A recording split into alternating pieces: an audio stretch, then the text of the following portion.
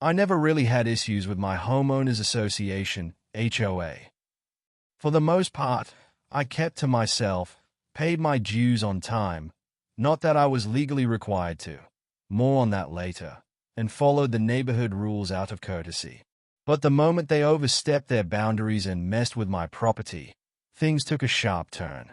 It all started when I bought a 24-foot fishing boat, something I had dreamed about for years.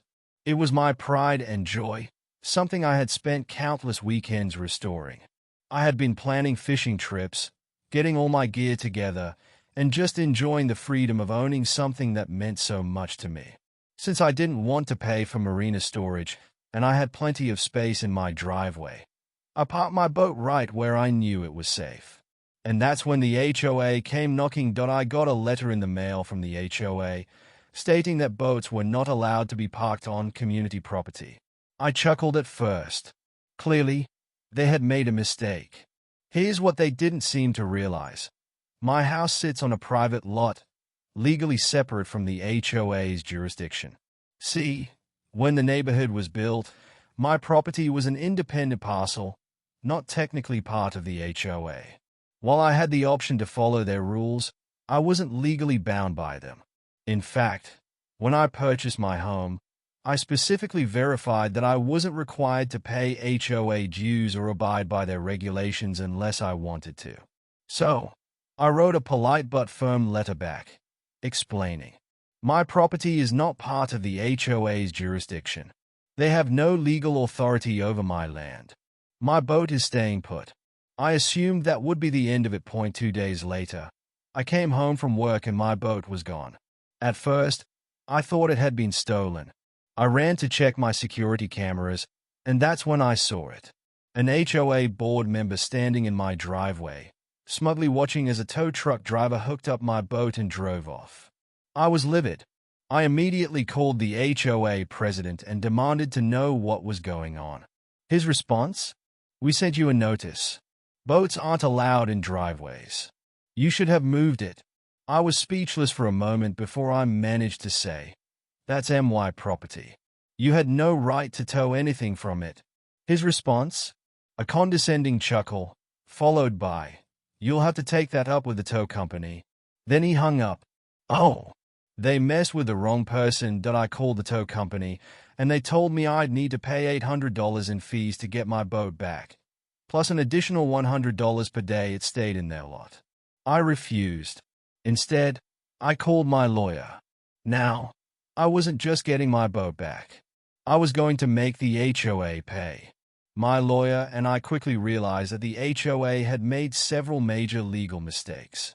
They had no authority over my property. They trespassed on my land to tow my boat.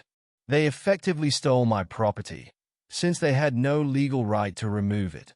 My lawyer helped me draft a demand letter to the HOA, stating that if they didn't reimburse me for all towing and impound fees, cover my legal expenses, issue a formal apology, I would be filing a lawsuit for damages, legal fees, and punitive compensation.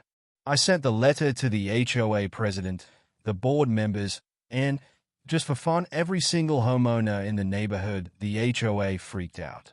At first, they tried to gaslight me, saying it was all a misunderstanding. Then, they said I should have cooperated with the neighborhood's rules. My response? Your rules don't apply to me.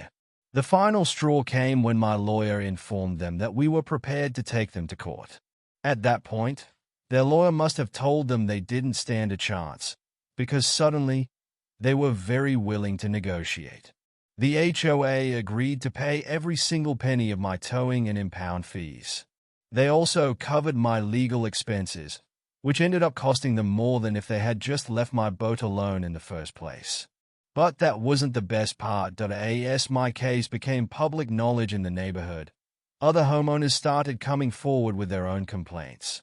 It turns out, the HOA had been wrongfully towing cars and boats from people's driveways, fining homeowners for violations that weren't in the bylaws, pocketing money from unnecessary fees.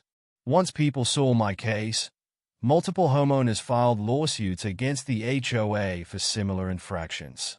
Within a few months, the HOA president resigned in disgrace. Several board members were forced to step down. The HOA had to refund thousands of dollars in wrongful towing fines. New rules were put in place limiting the HOA's authority, and the best part? Every single day after that, I parked my boat right in my driveway, front and center, just to remind them who really owns the land.